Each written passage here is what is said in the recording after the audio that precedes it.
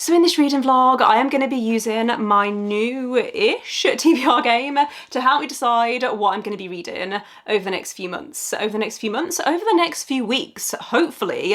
I don't know how long it's going to take me to get through this vlog, but I'm hoping it's only going to be a few weeks because otherwise that will be stressful. But basically, if you are new to my channel, I used to have a TBR game called I'm a Booktuber, Get Me Out of Here. It was based on a TV show that I don't even watch anymore. So I've been wanting to change out this TBR game for a while, but I still like the TBR game itself. It's just the branding that I didn't think made sense anymore. So I've basically taken this board and given it a refresh. So we now have a bookish themed board. I think I'm still going to call this the Get Me Out of Here TBR game because I can't think of a better name, but if you have one, then please let me know in the comments because I have been struggling.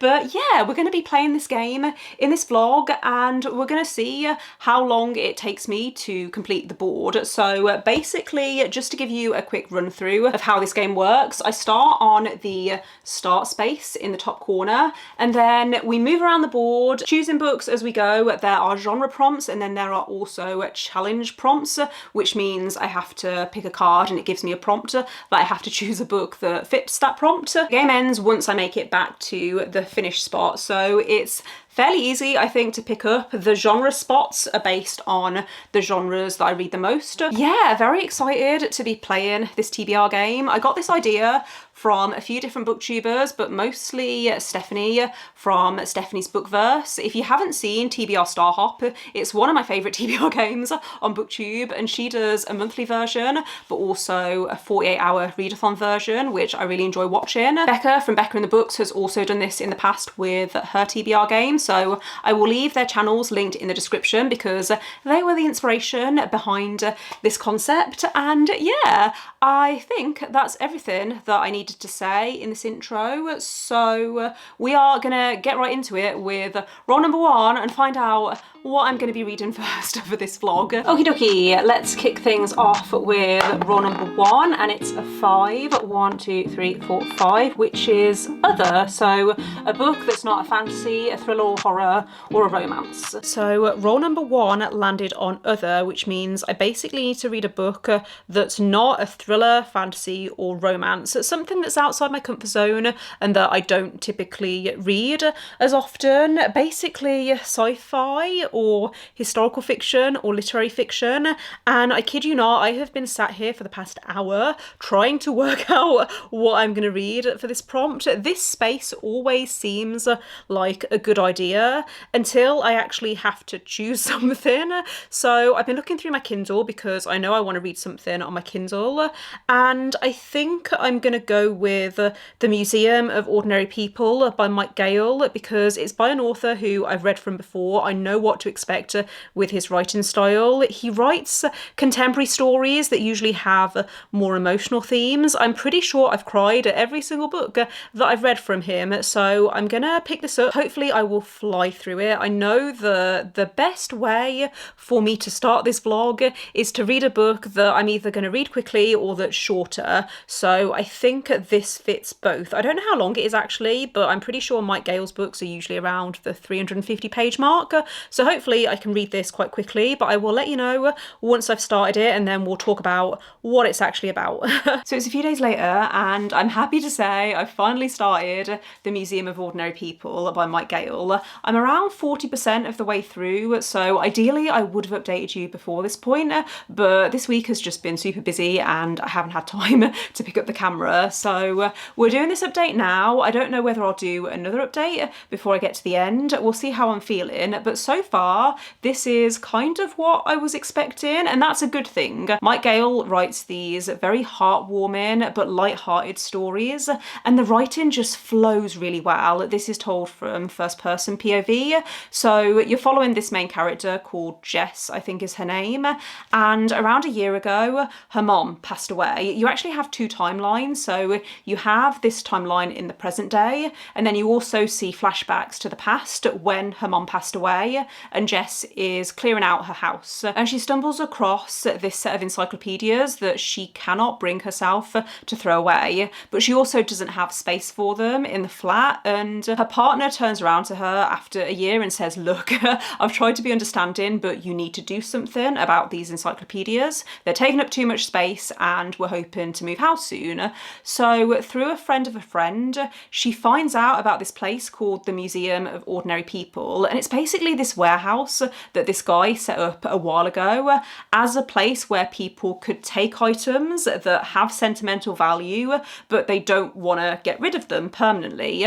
And because our main character has a background in museum curation, I think she studied it at uni, she offers to actually turn this museum, well, this warehouse, into a real museum. I actually cried last night while I was reading it. There's certain sections, like because I'm reading on my Kindle, I can see where people have highlighted stuff, and it's like really quotable moments where it just really like hits me personally. And I think because I've been struggling with grief quite a lot this year, reading a book about grief and like a character processing her grief, I am finding it really relatable and I'm finding it quite cathartic, especially in a book like this where it's not super descriptive writing. It's a really fast read, and yeah, I am glad that I picked this up at this point, because I think if I tried to read this 6 months ago, it wouldn't have gone so well. I think I wouldn't have been able to get through it. The only thing I'm not loving that much is the main character has this boyfriend who is not very supportive, and it just feels a bit contrived. I feel like I've read this type of situation before, and I feel like it's quite obvious what's going to happen. With some of Mike Gayle's other books, they've ended up having like twists, or they've gone in directions that I haven't expected, but I feel like this is going to go exactly in the way that I'm expecting, but I can be okay with that. There's something I think quite comforting about reading a story where it's a little bit predictable. Hi everyone, happy Friday.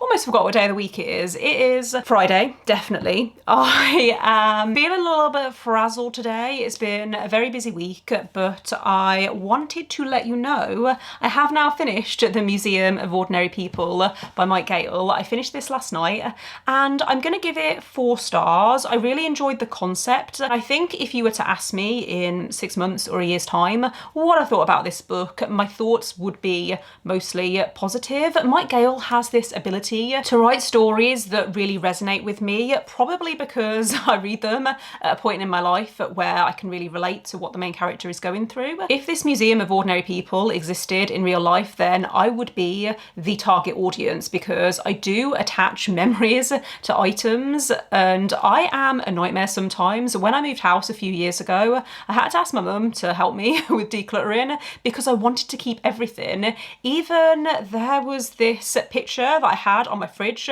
for over a decade, and I hated having to throw it away. Even though it was water damaged and it had faded, you could barely even see what it was originally.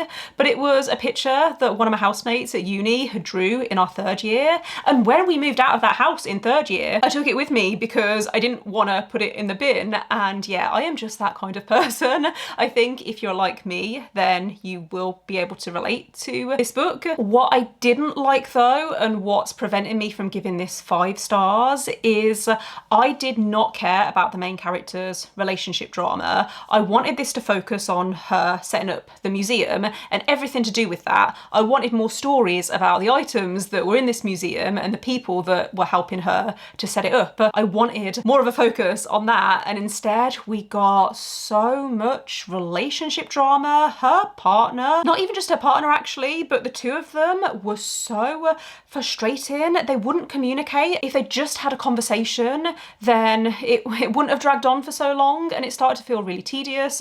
I was bored. So that's why I didn't enjoy it as much as some of Mike Gayle's other books. I think if this had had no romance, then it would have been 5 stars. It's not even a romance book, which is the annoying thing. I don't think any of Mike Gayle's other books that I've read have had a romance, or maybe they've had relationships, but not like drama to the extent that this had. His latest book came out last year, and I think that is also quite romance focused. Looking at the synopsis, it actually sounds like a second chance romance, which is one of my least favourite romance tropes, so I might end up skipping that one. I don't know, because maybe there will be a time where I want to read that type of story. But yeah, 4 stars, which isn't a bad way to start this vlog. I am now going to do the next roll, and we're going to see what I'm going to be reading next. Okay, so on our last roll, we landed on other. Roll number 2 is a 6. 1, 2, 3, 4, 5, 6, which is fantasy. Okay, so roll number 2 landed on fantasy, which is going to be a little bit tricky because there's a few fantasy books that I do want to read this month, but I want to read them for a particular vlog. So I'm thinking, do I continue a series? There is a series that I started this year that I have been loving. I think it has potential to become a new favourite series. So maybe I should go for that. The only other option would be to start a series, which I don't really want to do, or read a standalone, and I don't think I have many standalones that I want to read right now. So yeah, I think I'm going to go with The Liar's Knot by M.A. Carrick. This is, like I said, the 3rd and final book in the Rook and Rose trilogy, which I have been loving. I think if you liked the setting in The Lies of Loch Lamora, or even in Six of Crows, to be fair, this has that Venetian inspired setting, and it also has politics that remind me of the Daevabad trilogy by S.A. Chakraborty. So if that sounds like your kind of thing, then I would definitely recommend this series so far. I loved book 2. Essentially, this is set in a world, well, in a city that was colonized at one point in the past, and so now in the present day you have these various groups of people. There's tension that's still there, and there's one magic system that is based on tarot, another magic system that's to do with imbuing fabric mostly to give it a magical ability. For example, you might imbue a cloak to make it waterproof. There's also another magic system which is the most difficult to explain, but it's called Numenatria, and it's to do with channeling powers from the gods through like a focus. It's very detailed, very intricate, but I am loving it. I love books that are very magic focused or that are very world building driven, if that makes sense. So yeah, very excited to start this final book. It's a chunky one, so it might take me a while to get through, which probably isn't the best idea for this vlog, but seeing as how we've had 2 quite high numbers, I feel like because this is the 3rd book in a series, I might read it quicker than I have the previous books, and then we can continue with this vlog. I'm very excited. I'm so glad actually that this came up. I wasn't sure if I'd be able to get to this book in July, but yeah, this has given me the perfect excuse, so I'm happy. Hi everyone, happy Saturday. It is Saturday afternoon. I have just finished filming my June reading wrap up, only 2 weeks late, but it's fine. So I'm going to spend the rest of the afternoon editing that and getting that uploaded, ready to go live tomorrow. But while I'm here, I thought I would give you a quick reading update because I have now started The Labyrinth's Heart by M.A. Carrick. I think I called this The Liar's Knot yesterday. It's not, it's The Labyrinth's Heart. Why do I struggle with the names of the books in this series? I don't know, but I have now started this. I am about 20% of the way through, and I'm enjoying it so far, not as much as I remember enjoying the second book. It feels like we've been dropped right in it, and certain things are happening quite quickly, and it feels a bit abrupt. So without spoilers, the main plot of this 3rd book, we have these characters who are trying to achieve a goal, but then there's also this tournament that's been introduced, and I'm not sure about that. I think I'm gonna have to give it a while to see whether I actually like that. I do usually like tournaments and things like that, competitions in books, but yeah, the way that it's been introduced is just a bit jarring. And also it feels like a big chunk of this first part has been characters explaining to other characters stuff that we as the reader already know. Or we've also had characters discovering stuff or working out stuff that, again, we as the reader already know. So again, that's not my favourite way of revealing stuff to characters. Like, it doesn't feel that satisfying just having a character say to another character, oh, by the way.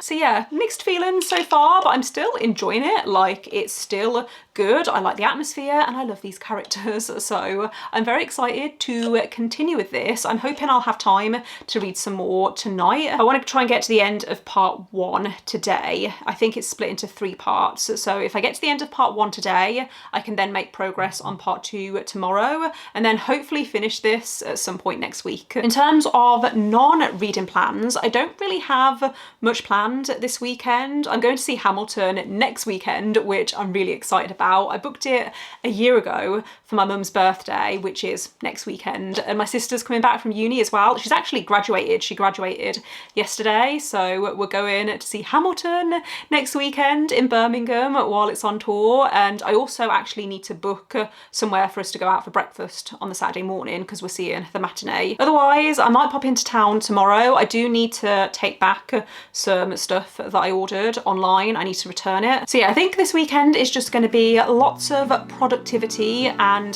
getting stuff sorted and reading. Never been to California, never been to LA, so I'll stay home and write these songs, pretend I'll make it someday. Just about to head out for a run in the rain, which I'm not happy about, but I've signed up to do a 5k race in August and I'm feeling a little bit nervous about it because I don't think my fitness levels are there right now. So I'm hoping if I consistently train up until that point, then I should be okay. I did do a 10k race last year and that went fine, but I was training consistently for months leading up to that. So yeah, I need to get back on it. Gonna go for a run this evening, even though it is chucking it down with rain and I really don't want to go. I'm gonna go and I know I'm gonna feel good about it afterwards. So that's my plan for this evening. I did do some more reading over the weekend, not as much as I was planning to because me and my partner ended up going out on Saturday night just for some food and drinks and then to the cinema to see this new horror movie called Longlegs, which he loved, I hated. So I didn't end up reading as much as I was expecting to on Saturday. I did read some more yesterday though. I think I'm actually now over halfway through the Labyrinth's Heart. Again, why can I never remember the name of this book? I'm over halfway through now. I don't think I'm going to finish it tonight, but I'm hoping to maybe finish it tomorrow. I am really enjoying it. I feel so invested in these characters at this point and I'm really excited to see how everything is going to wrap up. I do feel like this book so far, it hasn't really had a plot to itself. It's more that it's been tying together the threads that we've been following up until this point in the series, which is okay, but it does mean that the pacing just feels a little bit off. So yeah, like I said, hoping to finish that tomorrow. I do want to do another roll though before then because I need an audiobook to listen to while I do my run. I finished an audiobook at the weekend, so I'm going to do another roll and I'm going to use that to help me decide what I'm going to listen to while I run. I'm in a rush, so I'm not going to bother with my tripod, but last time we landed on fantasy. Roll number 3 is a 5, another high number, which is great. 1, 2, 3, 4, 5, which is challenge. And the challenge is, to read a book that's outside my comfort zone. So I had a quick look through Everund and I couldn't see anything that I was in the mood to read that I would consider outside my comfort zone. But then I remembered I do have a book on my Audible account that I bought before I cancelled my subscription last year. It's called Carla by Colin Walsh, which is a literary mystery, I think. And it does sound like my kind of thing. However, I would say say that listening to the audiobook for this is outside my comfort zone, because usually with this type of literary fiction novel, I would read it physically. So I'm going to count it. I might be cheating a little bit, but I'm going to give this a listen while I'm on my run today. And if I don't get on with it, then I can always put it down and try it physically. But yeah, I'm excited about this one. I don't know much about it. I think I just heard that it was good. I think it's actually a Waterstones book of the month as well, and that's why it came onto my radar. So yeah, I will listen to the first hour of this or so while I'm on my run, and then I will probably update you tomorrow now, because I don't think I'm going to want to vlog once I get back. I have many reading updates that I need to share with you, because since we last caught up, struggling with my words today, I have finished a book and also started a new book. So let's begin with the book that I finished last night, Labyrinth's Heart by M.A. Carrick, which is the final book in the Rook and Rose trilogy. I love this series. I think as a whole, this is one of my new favourite series of all time, just because of how much I loved the world and the characters and the atmosphere. The second book I think is the strongest. The third book I enjoyed.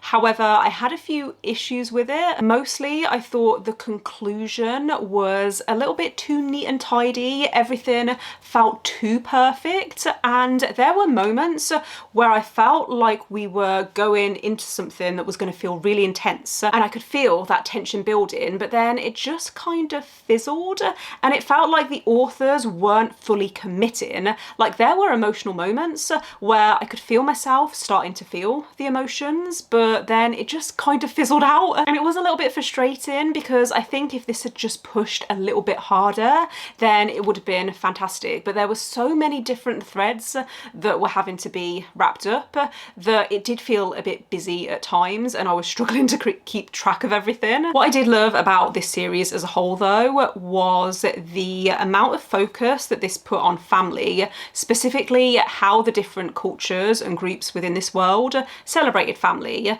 For example, the noble families of this city each have a register, and if you're scribed into that register, you're considered family. It doesn't matter where you came from, you are considered part of that family. And I thought that was really interesting. There were a load of really interesting ideas in this. I loved the relationships between the characters, the friendships, and also the romances. I will say that this isn't that heavy on the romance. I don't think there's actually any romance in the first book from memory. Maybe some stuff that's built in or hinted at. But if you're someone who doesn't like a lot of romance in your fantasy, then I think this could be a good option for you, because it's there, and the relationships that develop I think are done well, and there's chemistry between the characters, but it's not like a main theme within the book. This has lots of queer ep as well, so if that is something that you're looking for, then again I would recommend this series. I would, I think as a whole, recommend this series. The first book is a little difficult to get into. There are a lot of different characters, and most of the characters have different names as well, so it can be quite tricky to keep track of everyone, but there is a character list in the beginning, and there's also a glossary at the back. A little bit annoying when you're reading on Kindle, because I hate having to flick back and forth, but I had to rely on those quite a lot in the first book, because there's quite a lot of detail that goes into the world, and there's, yeah, lots of different names for the different characters, like different titles and stuff, especially with the noble families. So yeah, very happy that I did pick this up and I finished this series. It always feels satisfying finishing a series, especially when it's a series that you have been enjoying. I have now started the book that I mentioned a few days ago, Carla by Colin Walsh, which is a literary fiction, general fiction story. It's set in a small town in Ireland, and it follows a group of teenagers who are now adults. There's two timelines, one in the past and one in the present day, and it's really a character study so far. Basically, there was this group of friends, and when they were teenagers, one of them went missing, and now remains have been found, and it's assumed that it is this girl who went missing. Don't have much to say about this so far, other than I am loving the audiobook experience. It's told from multiple perspectives, multiple POVs, and there are different voice actors voicing the different characters. There's one perspective that's told in second person POV, which I used to say I didn't like. However, I think it depends on how it's done, and there's something about this perspective. Maybe it's listening to it, but it just feels very tense, and that's something that I've been really enjoying so far. I think the atmosphere and the way that the author has captured this small town, it feels very immersive. So I'm going to listen to some more on my lunch break now, and then I will let you know once I have some more thoughts. But I feel like this is going to be very slow, very character driven, and then we might finally get some answers towards the end of the book. Remember the other day when I was complaining about the weather and how I didn't want to go for a run because it was raining outside? Well, it's now boiling hot. We're going through a bit of a heat wave again, and now I don't want to go for my run because I don't want to pass out. So haven't decided yet what I'm going to do. I might just go for a walk instead. I really want to carry on listening to my audiobook. I'm over halfway through Carla now. I think I'm more like 60% of the way through, so I'm definitely going to finish it this weekend. I'm going into Birmingham tomorrow to see Hamilton. I might have mentioned that already, so I'll probably be able to listen to some on the train there and the train back. I have about 2.5 hours left, I think, of the audiobook, so yeah, making good progress, and I'm really enjoying this so far. I feel like I didn't do a very good job of explaining what it's actually about, but that's because there's not really much plot. It's more about this group of teenagers, and you do also see them as adults. The timeline kind of flicks back and forth, but in the past you're seeing this group dynamic and how these characters are connecting. They come from different backgrounds, so you see how that influences the way that they interact with each other. Toxic masculinity is also a pretty big theme, so you see how that impacts the way that they express themselves, and I feel like it's been done in a really complex way. It feels very authentic, like these characters feel like real people. There is that mystery of what happened to this girl, and I feel like we're gradually building up to that. The atmosphere is incredible. It takes place in a small town where there isn't really much to do apart from drink, so some of these characters have alcohol issues, and some of these characters ended up moving away and they've now returned for this event. Some of these characters also ended up staying in this small town, and it's just so interesting. There's so many different layers to the plot. I say the plot, but there isn't really much of a plot, if you get what I'm saying. So yeah, very interested to see how this is going to wrap up. I feel like I kind of know what direction it's going in. I don't think I've worked out the main mystery, but I feel like I've made a connection between some stuff. We'll see if I'm actually right, but yeah, gonna listen to some more of this on my walk now, and then hopefully I can finish it tomorrow on the way to and from Birmingham.